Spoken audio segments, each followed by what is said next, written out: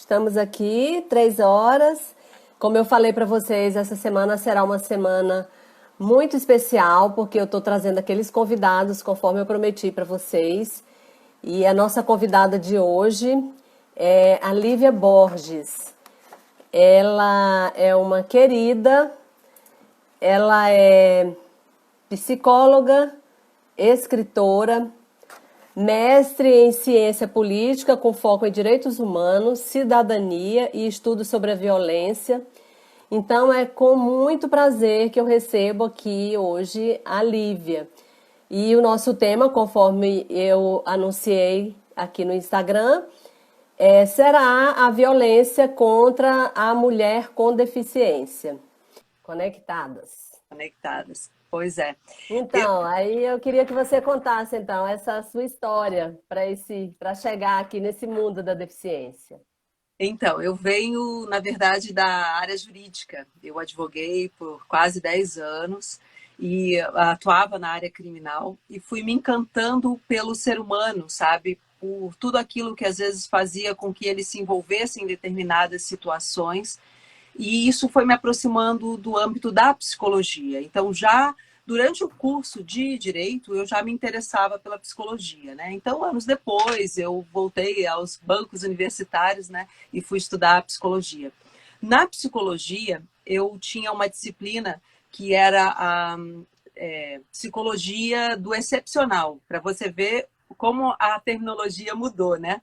Então, naquela É, época, né, se falava excepcional. Não se sabia nem como, na verdade, se referia à pessoa com deficiência. E eu me lembro que naquela época, porque eu já era advogada e estava novamente como estudante, eu polemizava muito durante essa disciplina por conta da questão do preconceito que as pessoas tinham, né? E aí vinham várias questões, várias perguntas acerca, inclusive, da questão do aborto, quando a pessoa sabe que vai ter uma criança com deficiência. E eu me lembro que eu fazia com que os meus colegas pensassem e se colocassem no lugar das pessoas para entender quais eram aqueles sentimentos. Não é para você julgar, não é, mas para você, entendendo o sentimento daquelas pessoas, poder ter uma atuação preventiva, até ajudá-las a fazer uma melhor escolha, compreende? Porque a pessoa, às vezes, envolvida por essa emocionalidade, por todo aquele medo que vem do desconhecido, de você ter uma criança com deficiência, você, às vezes, não sabe o que faz. Então, eu procurava, assim, instigar, né, os meus colegas a pensarem sobre isso e a conhecerem o outro lado da deficiência, que é o lado que não vê a pessoa pela deficiência, mas sim pelo que ela é, pela singularidade dela, por todos os outros aspectos que ultrapassam a deficiência. Isso naquela época, lá em sim. 1997, 98, mais ou menos, sabe? Aliás, esse foi o ano que eu formei, né, em psicologia, então, na verdade, foi antes disso. E escrevi um artigo em 2001 sobre essa questão da deficiência, né, a psicologia, né, lidando com a deficiência. Já estava na mudança da terminologia do excepcional para o especial, né? Passou um bom tempo, né, como pessoa especial, né? E aí Esse é depois um foi termo mudando. em evolução, né? A gente está sempre evoluindo de acordo com os conceitos, né? Vão mudando e a gente vai fazendo esse caminho com relação à terminologia também, para que ele seja mais inclusivo possível, né? Isso é bom porque, na verdade, vai provocando nas pessoas um pensar sobre essa realidade, né? Que é extremamente invisível aos olhos de muitas pessoas, né? Então, aí eu fui chegando, me aproximando. Eu tenho uma sobrinha com deficiência múltipla, já está hoje com seus 40 anos. E tenho também uma filha com síndrome de Down, que está com 11 anos, a youtuber, né, Luana Bayomi.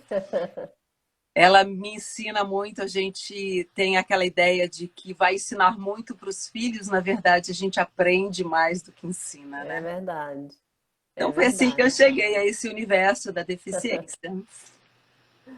Então tem uma história antes da Luana, né? Então É, você já estava sendo preparada para recebê-la, né? acredito. Interessante essa história. E aí, quando a gente fala de violência contra a mulher com deficiência, essa violência começa com a discriminação por ser pessoa com deficiência, e aí vai além, né? Aí vem a violência física, a violência de outras formas, como assédio moral, a opressão. E aí eu queria que você falasse um pouco sobre isso, né? Essas várias formas de violência contra a mulher com deficiência. É interessante que tem uma pesquisa que saiu em dezembro de 2019. Eu vou até ler o nome da pesquisa aqui, porque é tudo tão comprido, né? Só para facilitar. Porque você, às vezes, tem primeiro uma dificuldade de dados. Depois, as pessoas, às vezes, falam assim, as pesquisas falam, mas que pesquisas, né? Então, eu sempre me incomodo É, com isso, sabe? Então, eu gosto de passar para os nossos a ouvintes a fonte. fonte, né? Então, é a 8ª edição da Pesquisa Nacional sobre Violência Doméstica e Familiar contra a Mulher, realizada pelo Instituto Data Senado, em parceria com o Observatório da Mulher contra a Violência, né?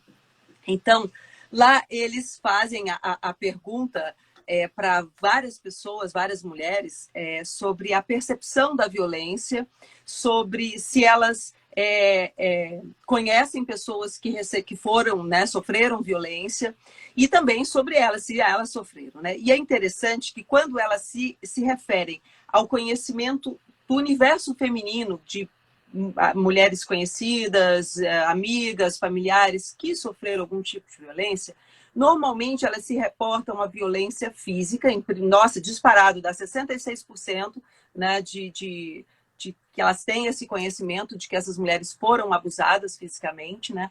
Depois vem a violência psicológica. É até interessante, porque eu acredito muito que essas violências elas estão relacionadas. É muito raro você ter apenas uma violência, você tem vários episódios, né, de Vários violência de tipos. vários tipos, né? E elas colocam também a violência moral, aí vem com 36%.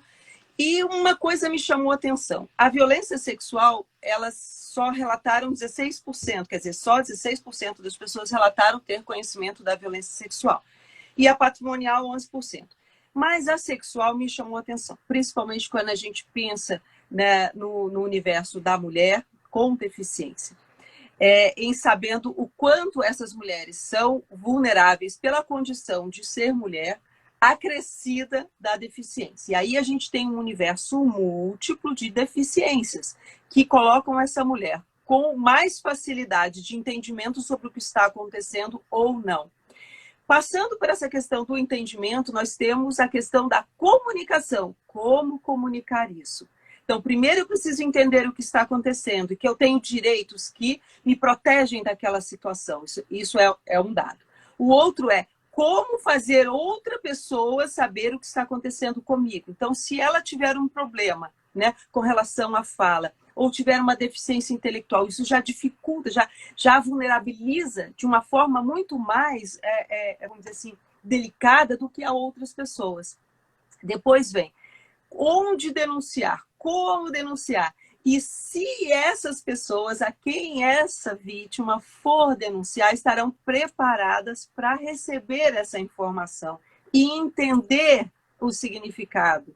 Porque às vezes eu vejo muito assim, relatos de mães, de crianças, né, com deficiência que às vezes não sabiam como detectar uma possível situação de abuso sexual na criança, que é muito comum. E aí eu falava assim, a gente precisa aprender a ouvir além das palavras. Primeiro, porque às vezes a pessoa não fala, né? E porque ela vai estar falando, de alguma forma, ela vai denunciar aquilo que Dá está os acontecendo, sinais, vai né? dar sinais, Ela vai dar os sinais. ainda que ela não tenha compreensão sobre o fato, porque aquilo É a agride verdade. de tal forma que ela se deprime, o olhar fica aquele olhar assim de uma pessoa que está assustada, ou você perceber, comparar a diferença quando você está com essa pessoa na presença de outra pessoa, aí essa pessoa sai, a pessoa muda, relaxa, então quando essa pessoa entra, a pessoa fica tensa, né? A vítima fica tensa. Quer dizer, isso já está É, mostrando que há um desconforto com relação à presença daquela pessoa. Né? E isso é um é ponto verdade. importante. Então, aprender, né, a fazer essa leitura. Diga, Leide. É muito verdade o que você falou. Eu até ouvi um relato de uma pessoa surda que essa questão da comunicação, né? Que ela chegou a tentar fazer essa ocorrência, mas ela não conseguia se comunicar com a autoridade lá policial, e aí ele anotou que ela era incapaz como denunciante. Olha só, ela enfrenta uma barreira para fazer aquela denúncia e ela é considerada Capaz. incapaz. Então, é assim, é E preocupante, né? Essa questão da comunicação muito. e também essa questão das mulheres que não têm esse entendimento sobre se está ou não sendo, né, sofrendo uma violência. É. Isso tudo passa também por uma questão de educação, né? De como essas Sim. mulheres podem perceber essa questão da violência, né? Sim, Leide, você trouxe um ponto extremamente importante. Inclusive, essa pesquisa traz um dado mostrando que houve um declínio no conhecimento e no entendimento sobre as leis que amparam, que protegem a mulher, né? Então, assim, em anos anteriores, a gente tinha assim, que 95% das mulheres pesquisadas tinham entendimento, conhecimento dessas leis. É claro que a gente fala assim, ter conhecimento, existem aquele percentual que, de repente, gira em torno de uns 19% de mulheres que têm muito entendimento sobre essas leis que as amparam, mas você tem uma gama muito grande de mulheres que têm pouco conhecimento, mas pelo menos pouco conhecimento é melhor do que nenhum conhecimento. O que É aconteceu nessa verdade. pesquisa que eu citei é que diminuiu o percentual de mulheres que têm esse entendimento, que varia do muito entendimento ao pouco entendimento. Então, aumentou o percentual das que não têm conhecimento algum. O que isso mostra para nós? Que é importante nós estarmos sempre fazendo, né, campanhas educativas, ter esse diálogo, espaços como esse seu, enfim, a sociedade como um todo falando sobre essas questões repetidamente, porque as gerações vão passando, as pessoas vão, as faixas etárias, né, vão mudando, então as pessoas vão se alertando para aquilo e você precisa estar sempre renovando esse conhecimento e transmitindo. Então, isso foi um dado que a Haja pesquisa detectou, sabe? Eu acho que por parte do próprio poder público, não existe campanhas, essas informações, né, de como evitar que essa violência aconteça, né, Sim. para que essas informações cheguem a essas pessoas de uma forma acessível para que todas elas entendam, né? Até porque não era falado, né? Praticamente não era falado. É, é, é o véu da invisibilidade, É. né? Eu me Até lembro, porque também muitas dessas violências acontecem dentro de casa, e né? esse é um ponto, né? Então, a dificuldade que a Então, gente tem é exatamente isso. ainda maior, né? Os agressores, eles são pessoas da intimidade dessa mulher, né? São normalmente familiares ou cuidadores, né? A gente tem várias situações, vários relatos, né? Em que os abusadores, as pessoas que agridem, né? A questão dos maus tratos, está ali, né? Naquelas pessoas que cuidam. Aí a gente tem também, assim, uma gama muito ampla, porque quando a gente fala da deficiência, a gente tem vários tipos de deficiência. Então, a É gente tem, verdade. né, desafios diferentes, né, para cada uma delas. Então, aqui a gente está falando no geral, né? Então, a gente tem a dificuldade do cuidador também, do entendimento do cuidador. Às vezes, esses cuidadores não são pessoas preparadas, até porque você tem a questão do poder aquisitivo. Quanto Sim. mais, né, preparo esses cuidadores têm, mais caro, obviamente, eles também são. Então, é claro, gente, eu não estou colocando que a violência aqui ela está diretamente relacionada à questão de estudo necessariamente, né? Tá? Isso também tem a ver com índole, mas claro que a questão da informação, do conhecimento, pelo menos ele pode,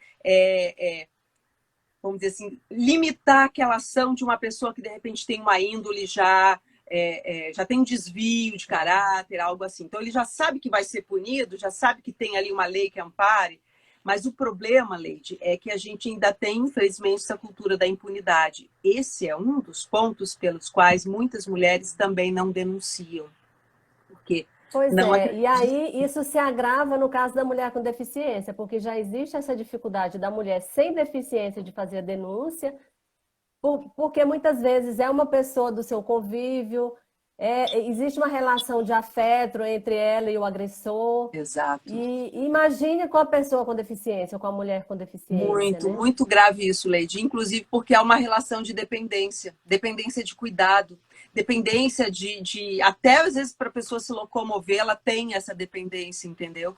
Ou de saber se expressar.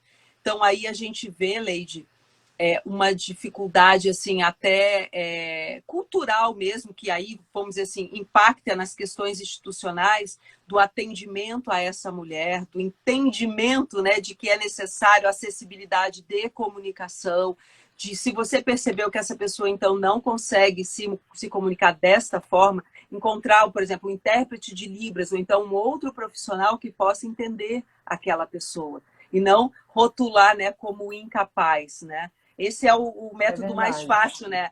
E isso, Leide, é muito triste, porque às vezes a gente tem a sensação de que a pessoa, assim, é como se fosse assim, vamos botar isso como se fosse um problema, vamos colocar o problema para os outros, né? Vamos dar um fim, então, nesse problema aqui, né? É, Isso é é verdade. muito triste. Eu me lembro, Leide, que foi 2006, não, 2006 Luana nasceu, né? Não, Luana nasceu em 2008, foi 2006, sim, que estava fazendo mestrado, nessa parte eu fiz uma pesquisa com relação à polícia militar e tive a oportunidade de estar presente em algumas reuniões, pessoal trabalhando no formulário do termo circunstanciado a ser adotado pela polícia, né?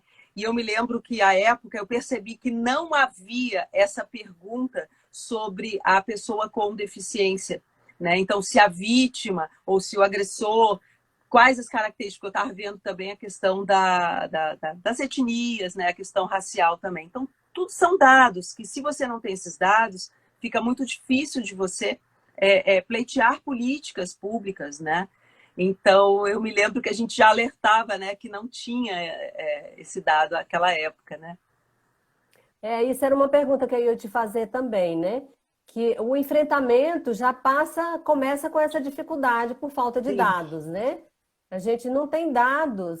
É só há muito pouco tempo 2019, que a Lei Maria da Penha foi alterada para que constasse nas ocorrências se a violência foi contra uma mulher com deficiência ou se em decorrência dessa violência ela se tornou pessoa com deficiência ou essa deficiência foi agravada. 2019, excelente. então a gente não tem 2019. dados, né? Tanto assim que essa pesquisa que eu estou citando, né, que saiu em dezembro de 2019, ela não tem dado nenhum com relação à mulher com deficiência. Veja, Pois é, veja. como se não existisse, né? Então, é verdade. Em 2014, São Paulo foi a primeira capital que criou a delegacia especializada para atender pessoa com deficiência, né? Mas nem todas as cidades ainda existem essas delegacias, né? Então, a gente está bem atrasado com relação a essa política de, pelo menos, começar a ouvir essas mulheres, né? Sim, sim. Começar a aprender dessas experiências, entendeu? E multiplicá-las, né? Então, eu gosto de olhar essas inovações de uma maneira assim, muito positiva e incentivando, quer dizer, olha que legal, eles já estão fazendo lá, vamos fazer também, vamos ver o que desse modelo pode ser útil na nossa realidade. Porque, claro, cada cidade tem uma realidade, enfim, mas você se apropriar dessa experiência, que ela é muito valiosa. Ou seja, foi tirada da invisibilidade, quer dizer, a mulher com deficiência foi dada a ela um papel de dignidade, ou seja, tem um espaço que ela pode ir, que ela vai ser entendida, respeitada, porque e esse é um ponto, Leide, que dificulta muito às vezes a mulher aí também, porque ela sente que vai ser revitimizada. Esse é um problema. Ela já foi vítima de uma agressão ou de uma agressão física ou sexual, ou enfim, ou psicológica. E ela, quando chega num lugar que não tem acessibilidade, ela está sendo agredida, é uma outra violência. E a gente precisa Outra entender, né, violência. que a falta de acessibilidade é violência. É verdade. Voltando um pouquinho na Lei Maria da Penha, né? Assim como um fato histórico, né? Como é que surgiu a Lei Maria da Penha? Ela surgiu justamente em decorrência dessa violência contra a mulher, e em decorrência dessa violência ela se tornou uma pessoa com deficiência, e aí ela ativista da causa, acabou que a lei, em homenagem a ela, tem esse nome, Lei Maria da Penha, né? Mas muitas pessoas nem sabem que essa lei existe, né? E nem a Então, história por trás dessa lei, que é e nem a bonito, né? história, né? Ou É seja, muito bonita, né? ela ousou romper uma cultura que de repente não dava voz às mulheres e foi atrás, porque a agressão, na verdade, a gente não pode nem falar da agressão, né? Ela sofreu vários episódios de agressão, Várias, várias, né? É várias. uma sobrevivente. Então, toda vez que nós, mulheres, compartilhamos esse conhecimento, ajudamos umas às outras, nós estamos fazendo com que menos mulheres sejam vitimadas no futuro. Isso é importante. Por quê? Porque nós somos mães, nós somos companheiras, esposas, amigas, ou professoras, ou enfim, nós convivemos com várias pessoas. Quer dizer, você precisa compartilhar isso. Isso é uma forma de educar também, né? Então, você, primeiro, se apropria da sua história e transforma essa sua história em algo que também seja proveitoso para outras pessoas. Isso é bárbaro, Sim, bárbaro. Então, é essa mulher é fantástico. fantástica. Nossa, fantástica. Você já até falou um pouquinho dessa questão da pessoa chegar lá na autoridade e ela não ser ouvida, né? Já é uma forma de agressão também. Essa subnotificação também, ela, além disso, ela se dá por medo, né? Por não Sim, acreditar muito naquela autoridade ali, o que que ela vai fazer, vai investigar, não vai fazer, e também a proteção que ela terá depois disso, né? sim, sim, sim. Que aí vem a questão importante da Lei Maria da Penha, né, com aquelas medidas protetivas de afastamento, né, do agressor, né? Então tudo isso ampara essa mulher no sentido dela se sentir, vamos dizer assim, mais segura diante dessa realidade, né? Mas é interessante que às vezes, mesmo com essa questão do afastamento, elas têm medo, porque no fundo, Leide, olhando num sentido, a mulher, até quando ela denuncia, ela se revitimiza, entende? Até nas medidas protetivas, ela é revitimizada, sabe? Ou se ela tem que sair do lugar, ir para uma casa, né, de mulheres e tal, para ser protegida ali, ou se o agressor sai, quer dizer, e ela tem filhos com esse agressor, vem toda uma série de preocupações, de medos, sabe? Se os filhos são pequenos, aí vem a questão patrimonial também, que a lei também protege, né? Também. A lei também ampara com relação a isso, porque isso é uma das coisas que, vamos dizer assim, o agressor chantageia, né? Então a mulher às vezes tem medo disso, porque às vezes ela não tem uma independência financeira, né? Então, nossa, é um leque muito amplo, sabe? São Você muitas vê coisas que se relacionam, né? muito, muito. Nesse universo. E interessante, Leide, é que até a questão da rede de proteção à mulher, não, a gente não pode falar que essa rede de proteção ela tem a acessibilidade, entende? Esse é um ponto, que essa rede, então, ela precisa ter acessibilidade de comunicação, acessibilidade física. Então, porque as pessoas ficam muito preocupadas com a acessibilidade apenas o aspecto físico, né? E não, se ela não É, entende, nem sabe aonde, então tudo é complicado.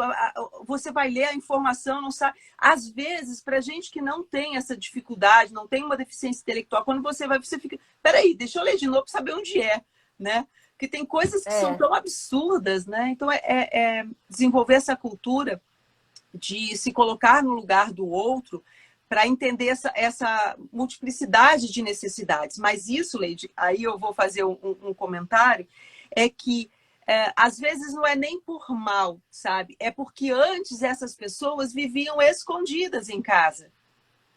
É. As pessoas com Então deficiência. é um É processo, um né? Tudo isso é um processo. processo, Então né? você vai entender melhor. Mas Então, ó, eu posso dizer que depois que a chegada de minha filha, eu aprendi muito mais sobre a questão da deficiência do que os anos de na faculdade, teoria. a É, teoria. Entende? Então, é. você vai entender a sutileza, as dificuldades que estão ali. Então, eu tenho muito cuidado, assim, até com os profissionais, que às vezes tem alguns que são extremamente despreparados. Eu falo no sentido da empatia com relação à realidade do outro. Eu já passei situações que, se fosse contar aqui, dava uma live só para contar dessas situações. E você, imagina também. Agora a gente já tem outros que se interessam, que procuram, mas é uma obrigação nossa de compartilhar essa informação, sabe? Multiplicar, ter formas de multiplicar. Tá sempre colocando uma coisinha aqui, uma coisinha ali, que aí a pessoa vai vendo, puxa, eu não sabia que é importante, por exemplo, um tamanho de porta, ou que a linguagem tem que ser bem objetiva e simples, direta, sabe? Sim. Coisas, né? Coisas assim.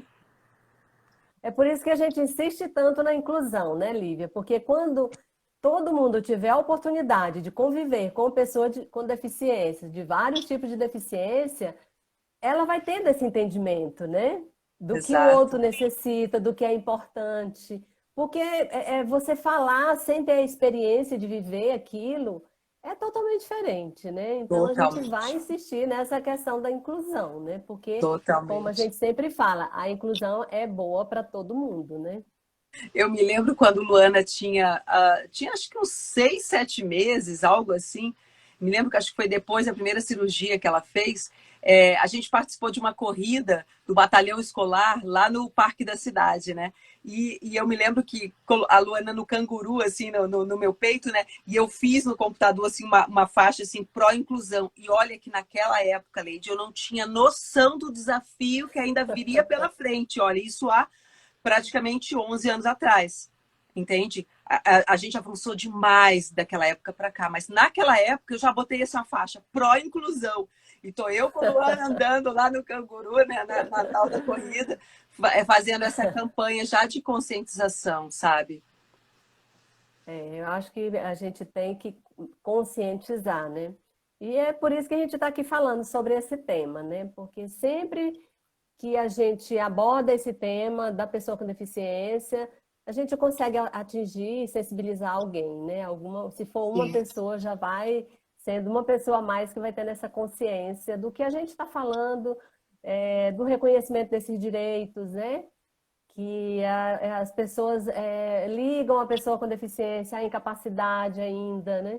Então a gente tem que ir derrubando esses mitos para que essa inclusão realmente aconteça, né? É interessante, Leite, quando você fala isso. Eu me lembro assim de algumas falas de algumas pessoas com relação à questão da deficiência, né? E olham assim, ah, não, mas é melhor não colocar porque vai dar trabalho. Tudo dá trabalho. Qualquer coisa que você vá fazer, se a gente, por exemplo, vai fazer uma live, tem um trabalho, um conhecimento por trás, uma Sim, equipe por trás, a tecnologia, a instabilidade da conexão. Tem coisas que dependem de você, tem coisas que não dependem de você. Da mesma forma que um outro ser humano, que tem variações hormonais, que tem variações de entendimento, de gosto, de tudo. Então, assim, a pessoa não vai corresponder sempre à sua expectativa de um mundo idealizado em que todo mundo é feliz, todo mundo é legal, sabe? A pessoa está sempre bem. Não, não é assim. Então, é isso que eu coloco às vezes para algumas mães, assim, que também com filhos com deficiência. Levem, estejam sempre com seus filhos.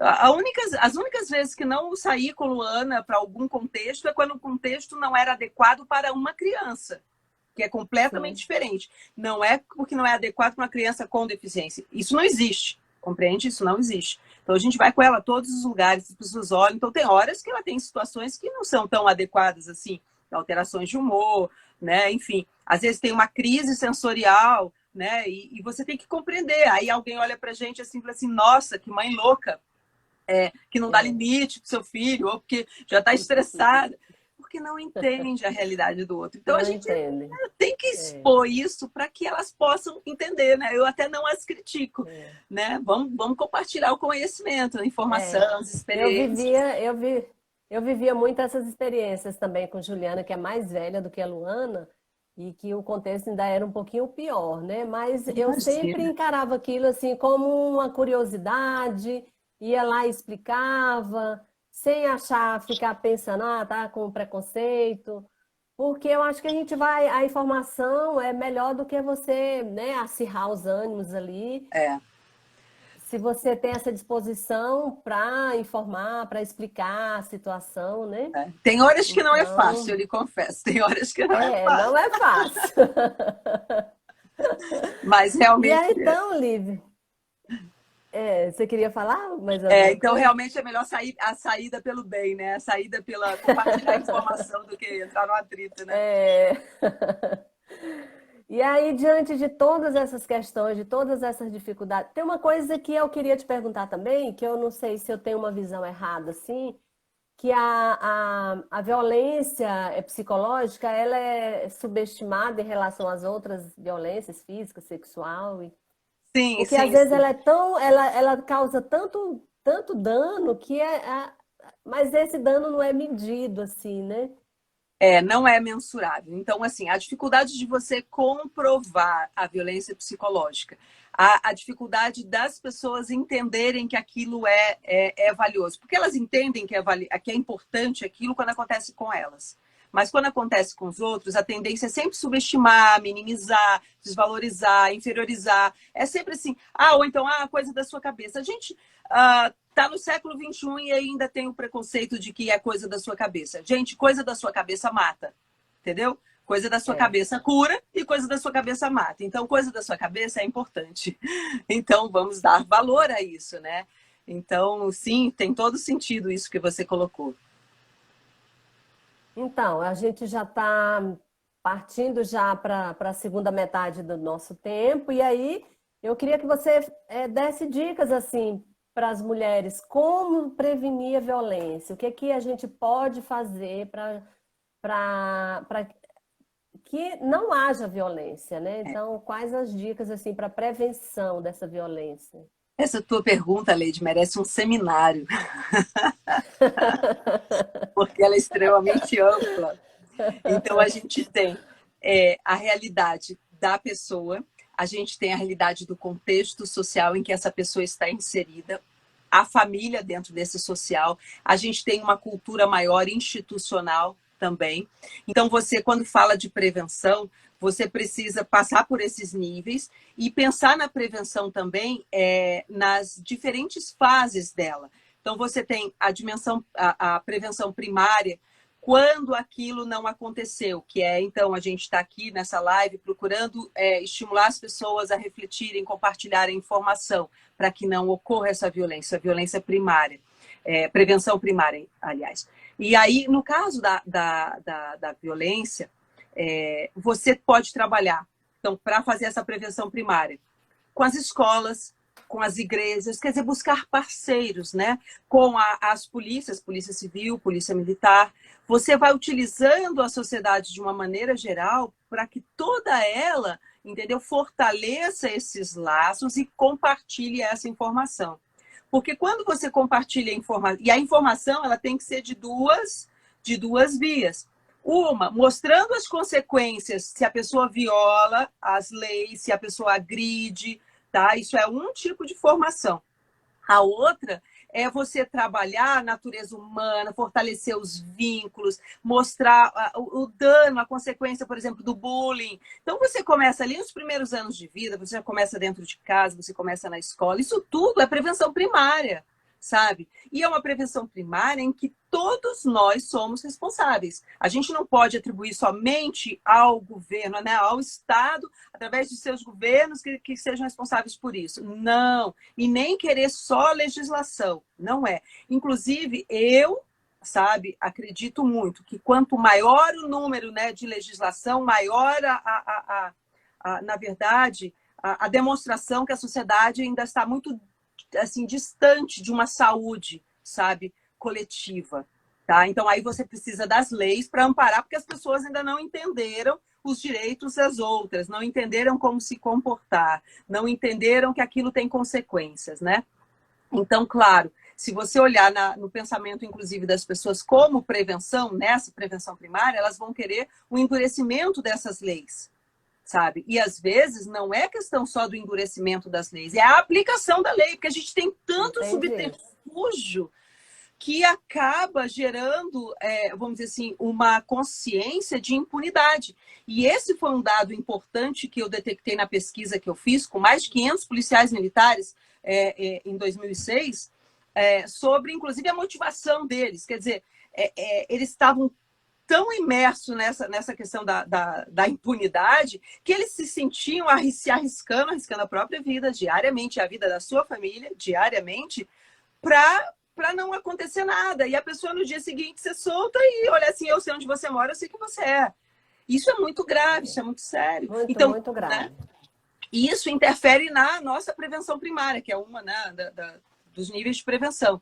Então, aí, nesse nível, você daí vai falar das diferenças das violências, os tipos de violência, enfim, trabalhando a violência primária para que ela não ocorra, né? Se ela já ocorreu, você está trabalhando o nível de violência de prevenção secundária, para restabelecer a segurança da vítima, tá? Dar todo o amparo a ela para que ela possa se sentir bem, possa se recuperar com relação a isso e que essa violência não torne a acontecer. Que é o caso da Lei de Maria da Penha, ela com a medida protetiva, ela então o afastamento do agressor, ela pelo menos tem vamos dizer assim, esse intuito, né, de proteger que aquela violência não aconteça novamente. Não chegue perto da vítima, Não né? chegue perto da vítima.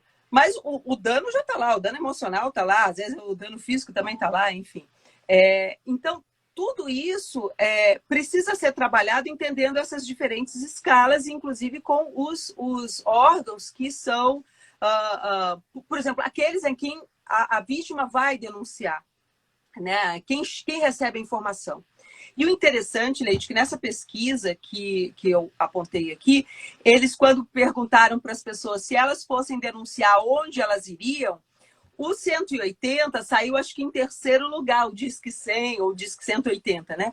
Elas falaram que avisariam a polícia diretamente, entendeu? Então, isso é um dado interessante, porque existe a crença, o valor na polícia, a despeito Na de tudo, polícia. né, que a mídia falha, aconteça, enfim, ou daquelas situações também dos maus profissionais, que não são a maioria, diga-se de passagem, entende? Então, existe uma crença na polícia, então Essa aonde, né? confiança, A né, na confiança instituição, na né? instituição, sabe? Na instituição. Isso é importante, isso é um dado que eu achei interessante, sabe? Da onde elas iriam, porque normalmente quando se divulga-se o 180 e o Disque 100, né? Mas elas iriam na polícia, tanto na polícia civil quanto na militar. Então, primeiro iam procurar os policiais militares ou as delegacias da Depois, mulher, né? Então, seria o atendimento especializado. Veja como é importante, né? A questão do atendimento é, especializado, né? E muito aí vem importante. também E de né, o terceiro, preferência que seja uma equipe preparada ali, né? preparada, Multiprofissional, né?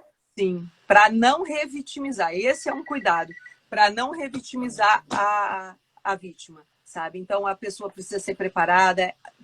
Bom que pudesse ser uma equipe multidisciplinar, ter profissionais, entendeu, de diferentes áreas que pudessem ali, né, um assistente social, um psicólogo, né, enfim, além do pessoal da área de direito, né. Então, assim, ter essa visão, né, macro é importante. Aí vem a prevenção também terciária, quer dizer, quando a situação já aconteceu, aí vem a questão da punição, e aí você veja, se essa punição ela não é feita, quando a gente está colocando aqui a importância da punição, é porque ela é educativa. Não é punição pela punição, mas é no sentido de saber que há uma consequência. Isso é um ponto importante, sabe? Que algumas pessoas às vezes preferem não falar nessa parte, né? E educam os filhos sem É, ensinar o nexo causal, né? é. Existem até aquelas experiências em tribunais, né, de constelação, onde a vítima ela chega, né, a essa decisão, vendo a forma como ele agia errado, e às vezes até se reconciliam, né? Sim, sim, sim. Isso é importante. Isso mas é uma visão multidisciplinar, isso é uma visão sistêmica, é uma visão mais ampla, né, do que a visão que de repente a nossa cultura está acostumada. Por isso, a multiplicação desse tipo de entendimento, essas lives, né, são muito ricas, né? Nossa, isso está sendo de uma riqueza, Leide, muito grande. Você é muito corajosa de fazer isso todos os dias. Fantástico, te admiro e te parabenizo por isso, viu?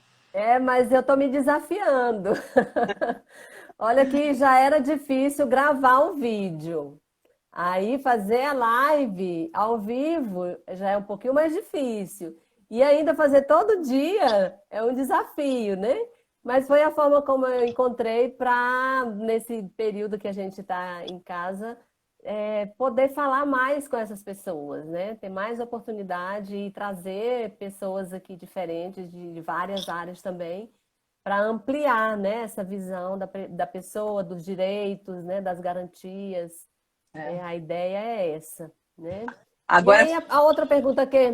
mas eu ainda pode queria falar. tocar um pouquinho naquela pergunta anterior, porque eu Sim. falei que assim, dava um seminário, né? Que de repente tem dicas pequenas, tá? Com relação à questão da prevenção primária. Às vezes, para quem pode, câmeras, botar o sistema de câmeras. E isso hoje em dia já está tão simples, sabe, se fazer isso, não é algo tão caro assim. Isso é importante, sabe? Isso já você já pelo menos inibe determinadas Inibe. pessoas, né, cuidadores ou parentes que de repente. Então, às vezes você tem um parente que é tetraplégico. Então, ele fica a maior parte do tempo deitadinho na cama. Então, a gente sabe da quantidade de pessoas nessa condição, de mulheres nessa condição, que são abusadas sexualmente. E elas não falam, elas não têm condição de falar. Elas expressam, às vezes, o terror, né? Mas aí você precisa ter um olhar atento para perceber. Agora, se você coloca uma câmera, você já inibe. Você já inibe aquela atuação, sabe? E aí também vem a importância vamos dizer assim, do entendimento de que essa proteção não é só por parte da própria pessoa, tem que ser por parte de toda a família, da comunidade, da vizinhança. Ouvir um ruído estranho, porque as pessoas às vezes tentam... é aquilo que você comentou, o problema de ser o ato, né, no ambiente da intimidade do lar, né, que é onde a maioria dos casos acontece. Então, é como se fosse ali inviolável. Então, você às vezes fica com medo. Será que está sendo demais? Não, teve um dia que eu saí do meu apartamento, fui lá embaixo e achei que uma criança estava sendo agredida pela empregada, entende? Então, eu fui lá e bati na porta, disse, o que está acontecendo aqui? Porque, sabe, você ouve, eu me sinto responsável pelos filhos das outras pessoas também.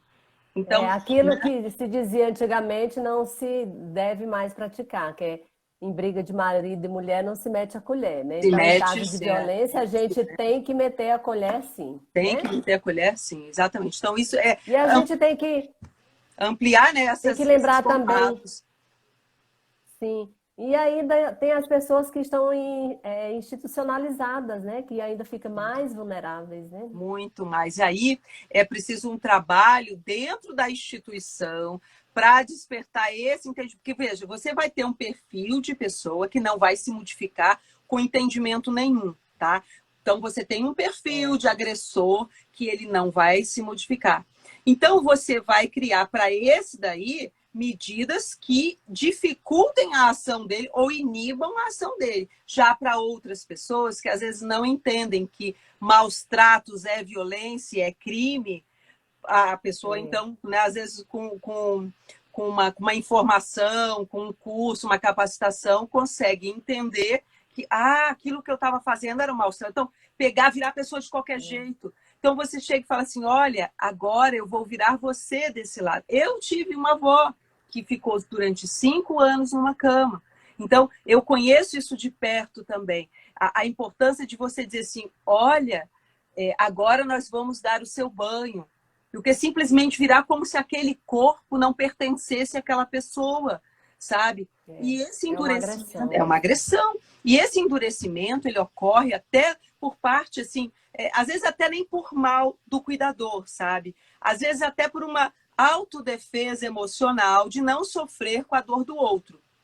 Então, quando ele entende que ele está, na verdade, fazendo isso, opa, não preciso de fazer isso porque isso está piorando a situação do outro. Já muda, né? Então, olha, são A situações tão... educação, né? Às vezes a educação ali resolve, né? a educação. Ter esse Nossa, entendimento, né?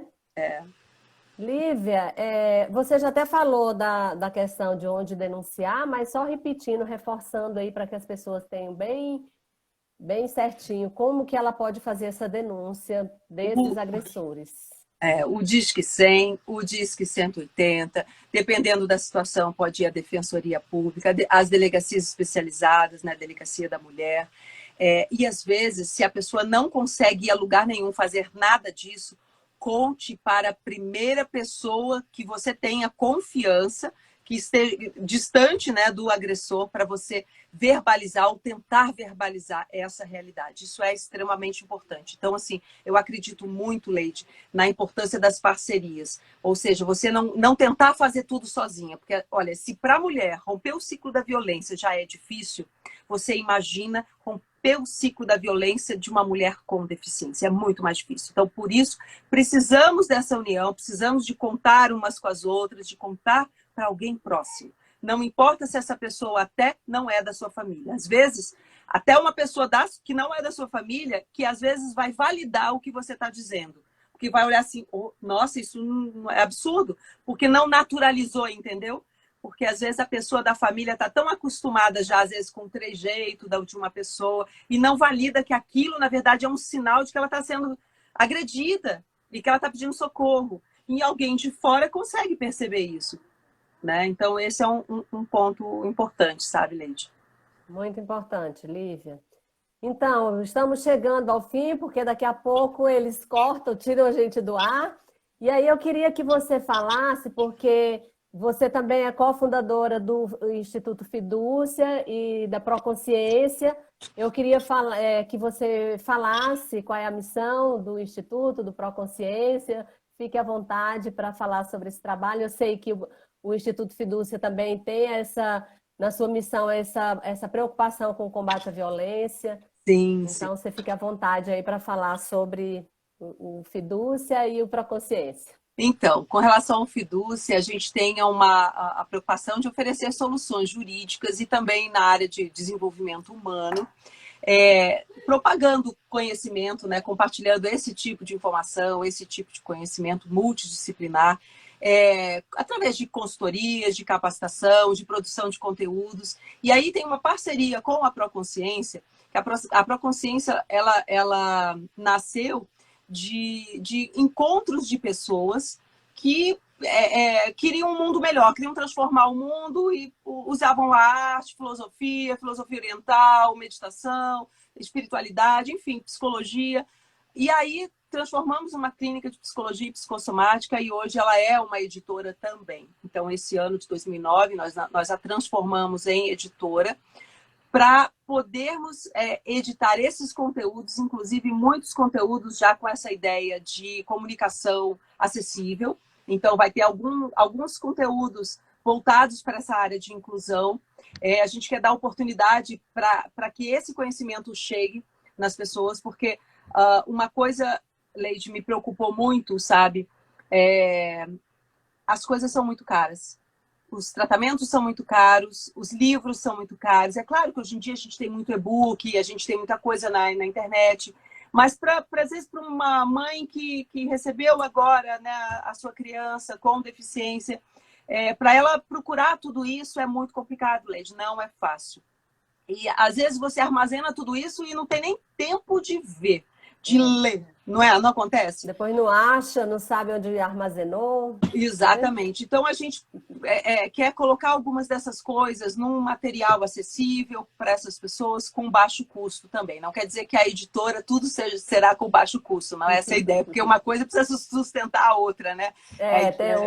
Tem que ser sustentável, né? Da sustentabilidade. Não adianta. Não adianta, né? Então, a gente quer compartilhar temas voltados para a inclusão também, histórias infantis baseadas em valores, para quê? Para trabalhar prevenção primária, que você trabalha fomentando valores, esses valores universais que são fundamentais. Então, assim, simplificando a ideia, né, do Instituto Fidúcia com a Proconsciência, né? Eles acabam fazendo muita parceria em algumas atuações. Muito bem, Lívia, muito obrigada por essa participação maravilhosa. Eu sei que a gente vai ter oportunidade de voltar a esse tema e a outros temas também. Mas eu queria te agradecer muito, viu, por você ter topado estar aqui com a gente. E a gente tem essa afinidade, a gente tem as nossas filhas que nos unem também. E é sempre um prazer falar com você. Muito obrigada, viu? Recíproca é verdadeira, adorei, Leide. Conte comigo, aprendo muito contigo, viu? Muito obrigada. Tchau, tchau. Tchau, gente. Então, estamos finalizando aqui a nossa live com a Lívia. Eu acho que todo mundo adorou. E amanhã a gente vai estar no mesmo horário aqui, às 3 horas, falando sobre um tema muito importante, que é o emprego apoiado. Vai estar aqui com a gente o Oswaldo Barbosa, que é o presidente da ANEA, Associação Nacional Brasil do Emprego Apoiado. Então, que todos estejam aqui de novo para ouvir esse assunto muito importante.